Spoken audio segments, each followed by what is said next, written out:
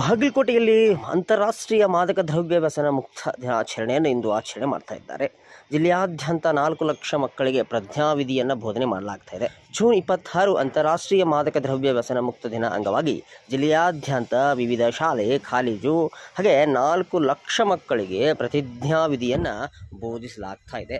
ಜಿಲ್ಲಾಡಳಿತ, ಜಿಲ್ಲಾ ಪಂಚಾಯತ್ ಹಾಗೂ ಪೊಲೀಸ್ ಇಲಾಖೆ ಸಹಯೋಗದಲ್ಲಿ ಹಮ್ಮಿಕೊಂಡಿರತಕ್ಕಂತಹ ಪ್ರತಿಜ್ಞಾವಿಧಿ ಸ್ವೀಕಾರ ಕಾರ್ಯಕ್ರಮ ಇಂದು ಯಶಸ್ವಿಯಾಗಿ ನಡೆದಿರುವಂಥದ್ದು. ನವನಗರದ ಅಲ್ಪಸಂಖ್ಯಾತರ ಮೊರಾರ್ಜಿ ವಸತಿ ಶಾಲೆಯಲ್ಲಿ ಜಿಲ್ಲಾಧಿಕಾರಿ ಸಂಗಪ್ಪ ಎಂ ಹಾಗೂ ಜಿಲ್ಲಾ ಪಂಚಾಯತ್ ಮುಖ್ಯ ಕಾರ್ಯನಿರ್ವಾಹಕ ಅಧಿಕಾರಿ ಶಶಿಧರ್ ಕುರೆ ಹಾಗೆ ಅವರೆಲ್ಲ ನೇತೃತ್ವದಲ್ಲಿ ನಡೆದಂತಹ ಒಂದು ಕಾರ್ಯಕ್ರಮ.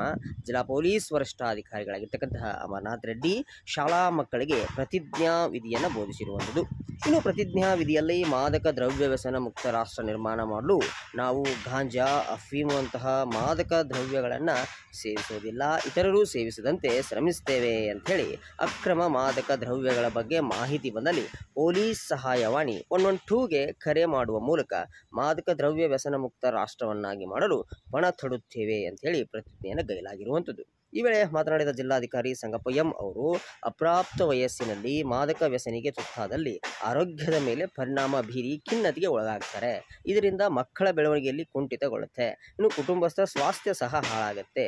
ಸಾಮಾಜಿಕವಾಗಿ, ಶೈಕ್ಷಣಿಕವಾಗಿ ಪ್ರಗತಿ ಹೊಂದಲು ಸಾಧ್ಯವಾಗುವುದಿಲ್ಲ.